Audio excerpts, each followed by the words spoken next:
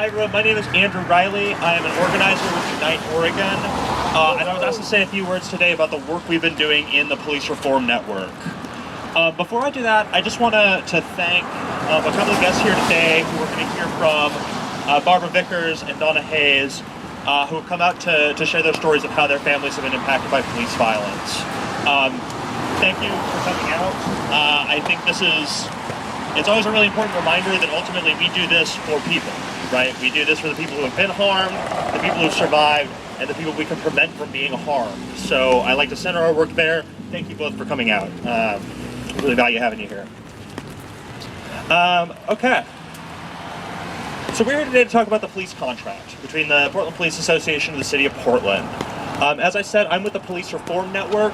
We are a group of activists and organizations that came together last March to start coordinating, sharing strategy, sharing information about all the different ways we're working to hold police accountable.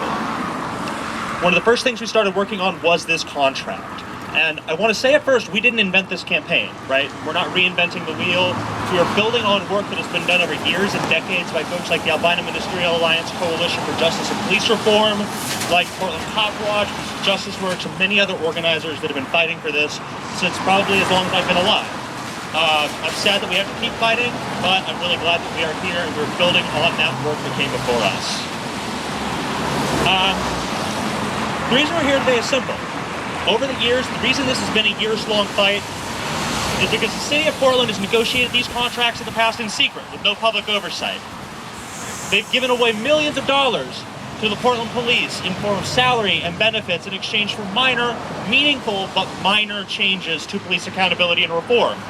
And people are still being harmed in our communities. Between April 2018 and December 2019, Portland police killed at least 9 people. They shot several more. They have attacked unarmed demonstrators across the city.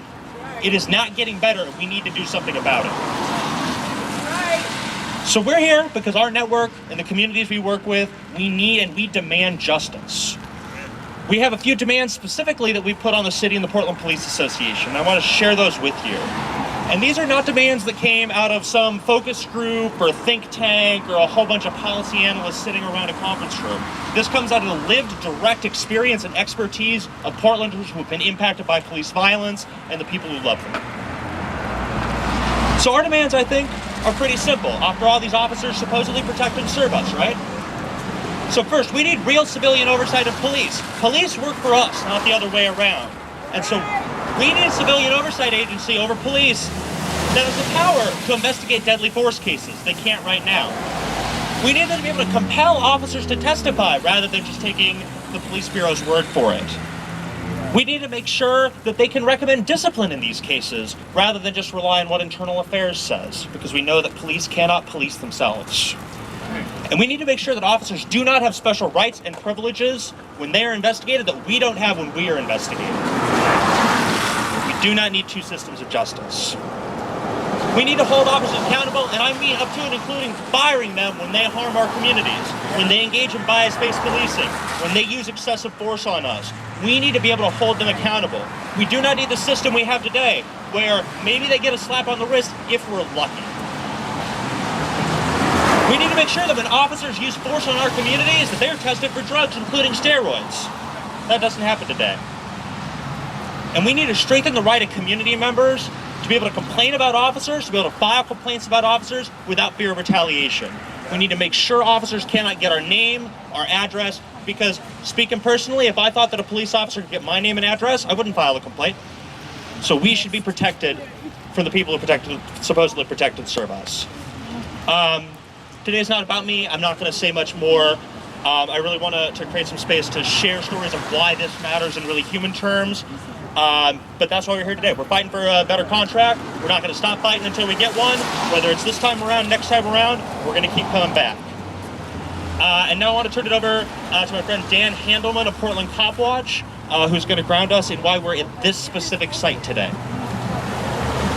Thank you, Andrew. I'm Dan. I know almost everybody here. We are here because the Portland Police Association office is down at the other end of the block, and they're doing their third session of negotiating this contract, laying out ground rules at 1 o'clock this afternoon. But we're also right here because right down this street, Port Police piled on a man named Dickie Dow after a school police officer got in a fight with him starting at that donut shop right there. And he came this way to find his mother, Barbara Vickers, who's with us today, and he was asking for her help. She was telling them to lay off him because he had developmental disabilities and he was diagnosed with schizophrenia, and she was telling them to lay off. They wouldn't listen. They ended up piling on him, not letting a woman who lived in the neighborhood give CPR to him. He went to the hospital and died the next day. This is 1998, for those of you who I didn't say that to. The dentist's office that you're all enjoying the shelter from was nice enough to set up a memorial plaque and a little garden in Dickie's honor with the support of the family. Barbara and her family and me and other people in the community stood on this corner every month for over 3 years after Dickie was killed, demanding justice. Now, her family eventually got a settlement from the Portland police, but money doesn't change what happened to Dickie Dow. One of the things that I was reminded of is reviewing some of our writings about this case is that 4 of the officers involved in the case received commendations from the police bureau. Now, we've worked for a long time to make sure that police don't get awards. It still happens from time to time, but not as frequently as it used to, but the officers involved in deadly force are sometimes still given awards, and that's just despicable. So if Barbara's up for it, I'm going to turn the microphone over to her to read her statement. Okay, well, I'll stand next to you. And it's just to add one piece of specific information about what Andrew was saying. The reason that the Independent Police Review, our Civilian Review Board, cannot investigate deadly force incidents is because of this contract. It is literally written in the contract that they're not allowed to do that. So we've got to change that. Perfect.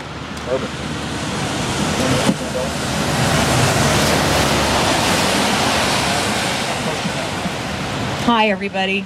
My name is Barbara Vickers. I am Dickie Dow's mother. I'll try. While standing here today at this spot, I'm reminded that here is where I lost my son nearly 22 years ago. Some days are harder than others, but none are so hard as when another life is taken by those that are sworn to serve and protect. All too often it happens. Portland needs to come together as a community. This is a community problem. It's not an isolated issue. Portland needs to stand as one and say enough. Enough is enough. Enough is way more than enough. Too many of our citizens are dying, and these are the ones that are the most vulnerable, and they're dying by those that are supposed to protect them. Please, please wake up. Come together as a community and stop this from happening. Only you can do that. Only you, Portland. Nobody else. Thank you.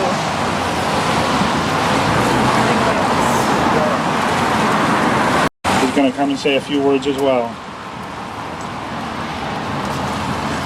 And if, for people who may not be familiar with Moose's story, if you want to tell that.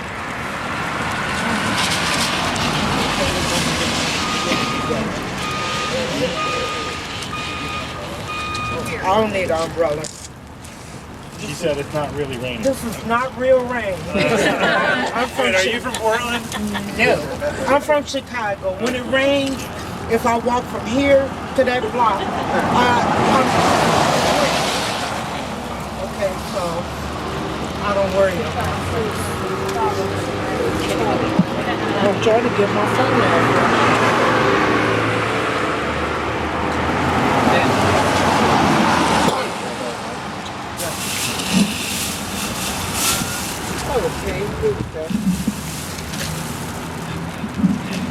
I made notes this time. I usually write my speech out because I'm all over the place. Well, I'm going to say greeting, comrades. My name is Donna Hayes. I'm the grandmother of Quantis Hayes. We call him Moose. I'm also call myself a writer.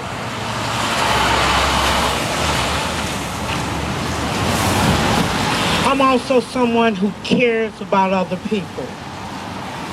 Okay, I'm gonna tell you a little bit about Moose. Moose, as a little kid, we used to call a dirt magnet. He could walk a half a block and he was filthy.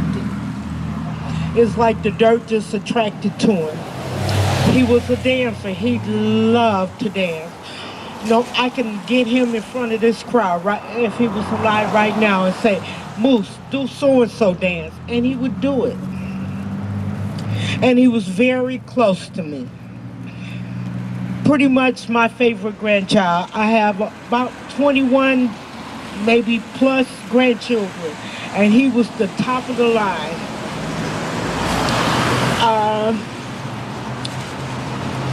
He also brought me into the years of the 2000. And when it came to music, I was still in the 80s. And he knew that what type of music I liked. And so he would bring music that was up to date and say, hey, Granny, you'll like this. And I would. Now that he's dead, I'm back in the year 1980. Okay, he used to talk to me about anything. Sometimes him and his mother would have problems. And he would talk to me about it and I could explain his mother's side of the problem.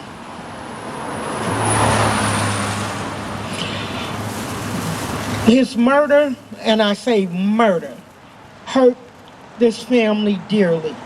He was surrounded by 17 police. On his knees, you cannot get into a more submissive form than on your knees. And one police officer, Andy Hurst, and he got a promotion for that. He is no longer just a plain old officer. He worked in the criminal intelligence division. And he's the one that's out there looking at people that might be a danger to police officers. Yeah, so I think he's following me because I'm a danger to police officers. On his last birthday, that we celebrated with him, his mother asked, what do you want to do? He said, I just want to have a barbecue with my family. He was, like we say, a star in our family. He made us laugh. He was great. And we hurt over it. Personally, I hurt over it. My mother over there with the different color umbrella hurt over it. Moose gave her a name. He called her Gigi. Because when me and her was around and the grandkids was around, they would holler, Granny, Granny, Granny, Granny. That was the name I chose for myself. Not for her, but for me. And Moose knew that I was having a hard time with that. So he gave her the name Gigi. He would come over to her house because she had this little dog. She still got the little mutt. This little dog that he loved. He used to come over and just hold the dog for hours. Come over once, twice a week and hold her dog. She used to think he was coming to see her, but everybody know he was coming to see that dog. Well, I want you to know I'm a part of an organization called Pacific Northwest Family Circle. And it's Irene and Shiloh is the co-founders of the organization. Those people, I would say, saved my life. Kept me from doing something really, really stupid, like throwing a brick through City Hall window. Or going into City Hall, beating the hell out of Ted. Irene calmed my anger down, and Shiloh directed my anger to do something with it. And by doing it, me and my mother would go out in areas and just paste pictures, flyers up of people that was killed by police. My mother, she didn't do that. She put up really harsh things about police, and she would put it up near the police station, so every time the police come out, they had to see it. But that's her personality. We also are part of a coalition that we're doing the DA for the people. I want you to know that DA is a very powerful person in the criminal justice system.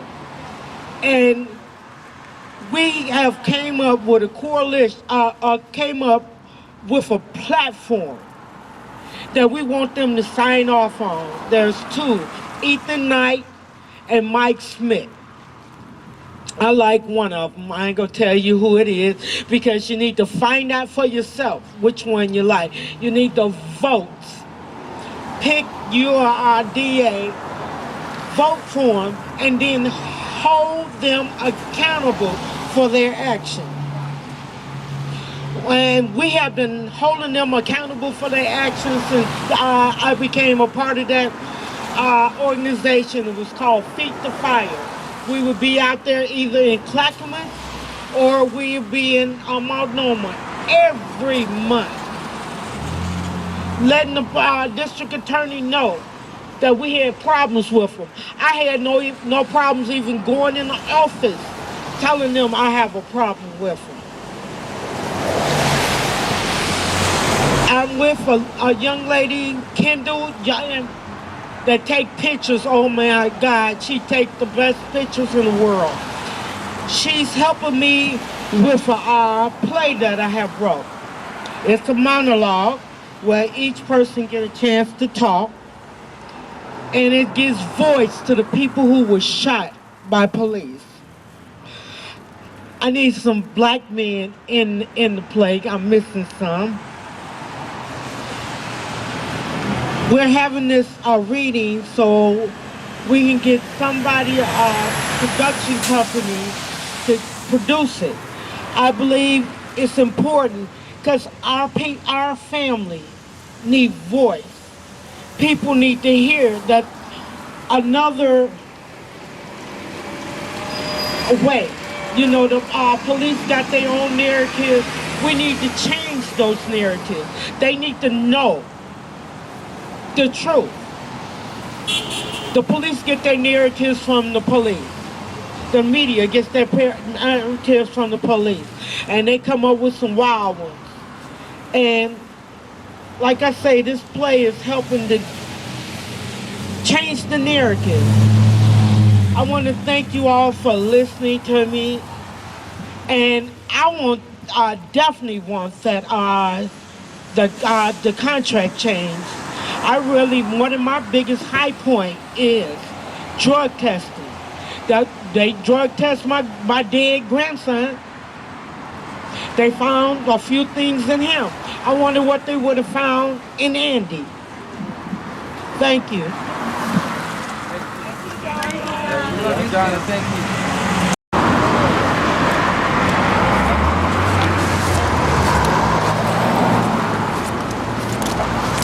Okay, they've started a picket in front of the PPA where the meeting is going on. They're walking between the entrance to the Portland Police Association to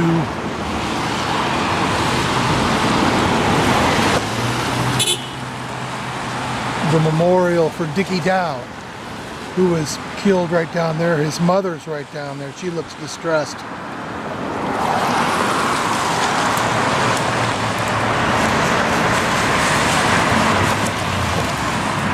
We've got the goddess, Melissa Pariah.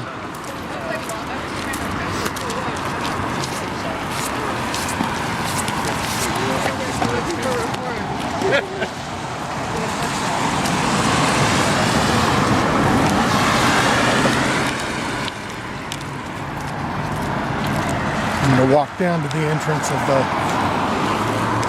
of the building and see if I can see anything.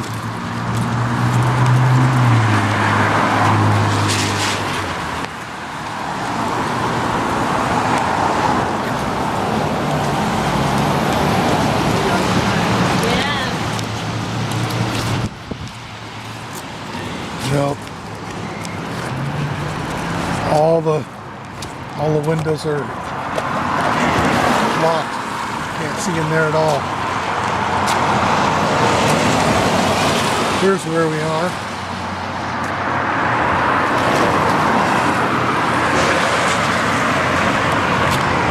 Rain or shine, you're doing it, right? The snow started falling.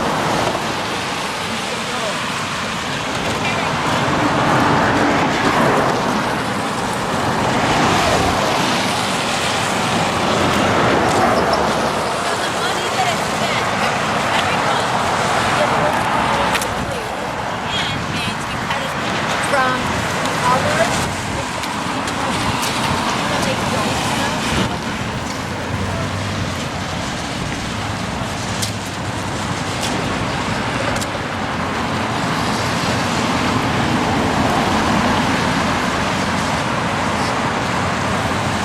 I think there's about 20 people in the picket.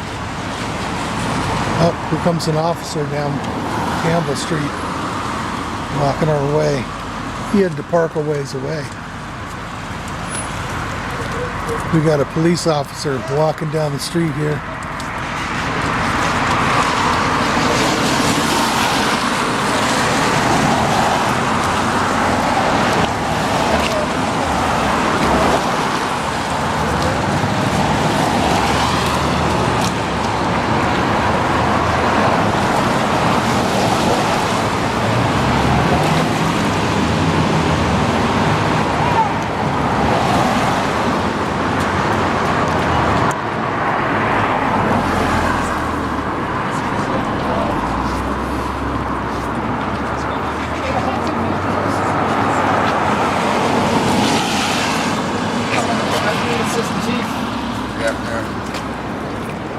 Sorry the weather's so bad for y'all.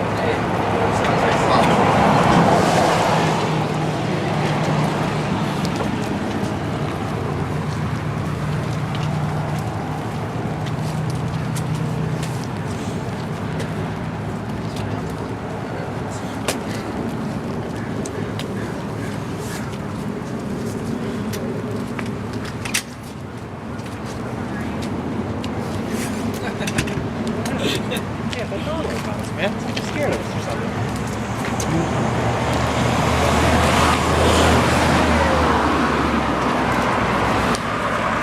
Stay back to the picket.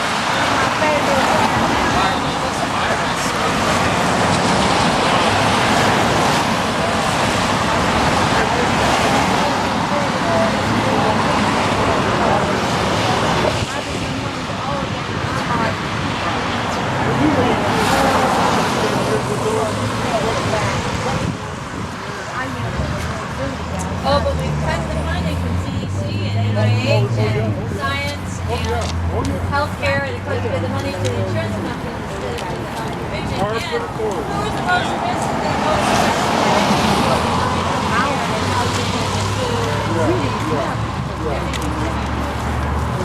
most risk the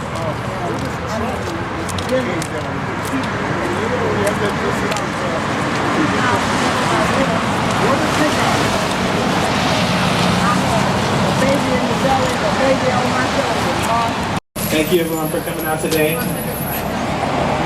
It's important for us to reflect on moments like this when Portland comes together to speak truth to power.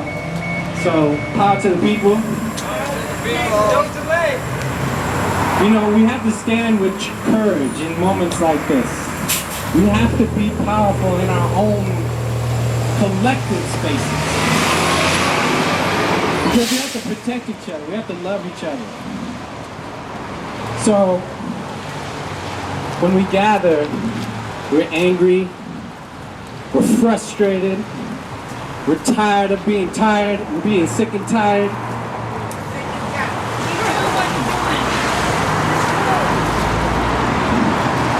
But our minds still need to be focused on the end goal.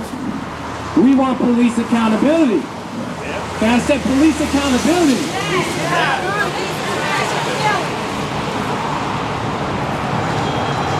So I feel in these moments. And we can't give up. We can't give up. And that goes to everybody. Everybody in our community. We can't give up on having a safer community. We don't feel safe. We drive down in fear to any place we want to go to gather. We're afraid to even be in 4 or 5 numbers of people standing on a corner without being called criminals. This is so important. One of the most crucial civil rights moments of our era is right now. We have to live in the now and never give up. So that's my message. So all power to the people.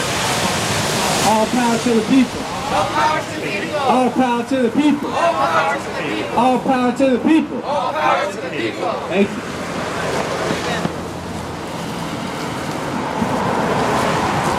Dr. Schrupp, good man. Yes, Emery wants to say something. Hello.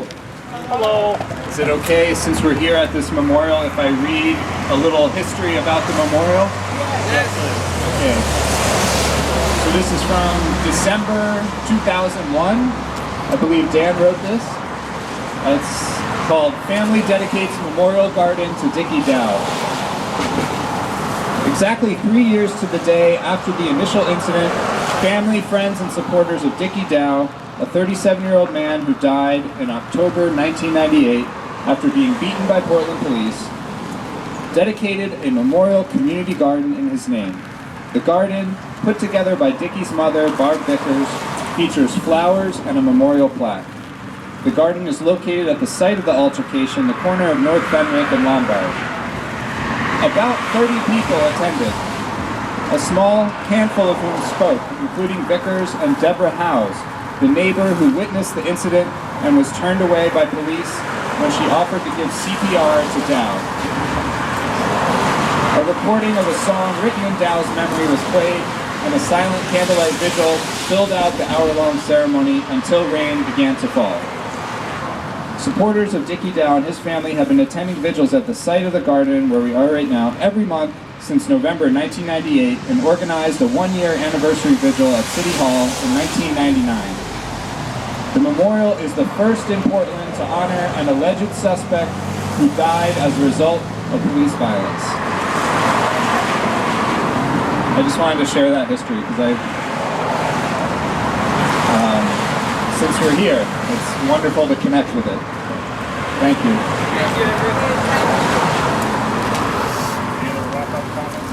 I just want to make sure to thank everybody for being here today. And I know people were a little uncomfortable spreading out so thin, but I really thought it was important for us to connect these spaces together. And I really thank you for sticking with that plan. Thank I thank you. for being here. I thank Unity Page for recording. I thank Bob also for recording this, so we have some record that we were here. But I think I've been at protests where I was the only person there, and I think regardless, we made a difference today. So thank you for being here. I want to encourage each one of you to bring more with you. As we grow in strength, the more power we get, the more we can do for the problem of this life. They don't ever take no one but their way. So let's all grow. Get more people together, and we'll all grow together. Thank you. That's like the first time